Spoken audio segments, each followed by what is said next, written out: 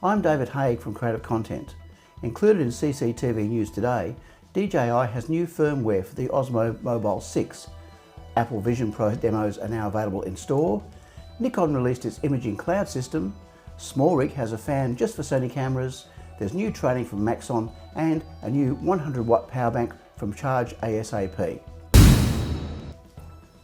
But first this week, I reviewed the RS4 Pro gimbal from DJI. Not too exciting, you might say, in that they do just one job. In this case, keep the camera steady. But no, the RS4 Pro is an entire ecosystem unto itself.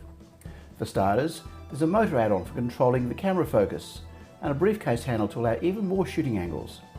Then, there is an extra battery grip for longer life and a Raven Eye transmission system to wirelessly send footage back to your smartphone or tablet.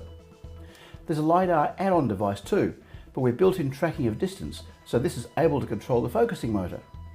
And to round it out, there's even a 6-kilometre wireless capable transmission system. All of these go to making the RS4 Pro an awesome, truly robot guided camera setup. You can check out the full review at this website address. Speaking of DJI, if you are an Apple Watch owner and use a DJI Osmo 6 gimbal for your smartphone, you can now control the gimbal using the Apple Watch. DJI says once Mimo, the app for gimbal and camera control, is set up on your Apple Watch, it lets you view camera feeds remotely and adjust the gimbal's angle. You can also switch between portrait and landscape modes and capture photos or videos. Additionally, you can enable active track remotely, ensuring seamless subject tracking, even if momentarily obscured.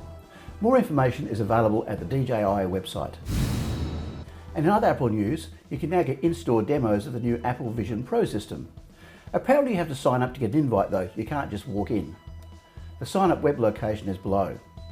I'm sure Apple is hoping your credit card will be good for the 6K when you do too. But to date, whilst the initial reviews are encouraging, that price seems to be a blocking factor to sales. For owners of Sony cameras, SmallRig has released a cooling system that clips under the LCD using an external power source to drive a high-efficiency 2-speed fan. SmallRig say it is compatible with a number of models, including the Alpha 7C, FX3, ZV-E1 and E10, Alpha 7 IV. The SmallRig fan sells for $69 US, and more information is at the website below. Nikon has launched its imaging cloud system that offers direct-to-camera firmware upgrades, as well as letting you send images direct from the camera to the Nikon imaging cloud storage system. It's a free system, which is always a good thing, and there's more information at the Nikon website. And on my website, I have a video explaining the whole thing. Maxon, makers of Cinema 4D and Red Giant visualization products, have another training webinar coming up.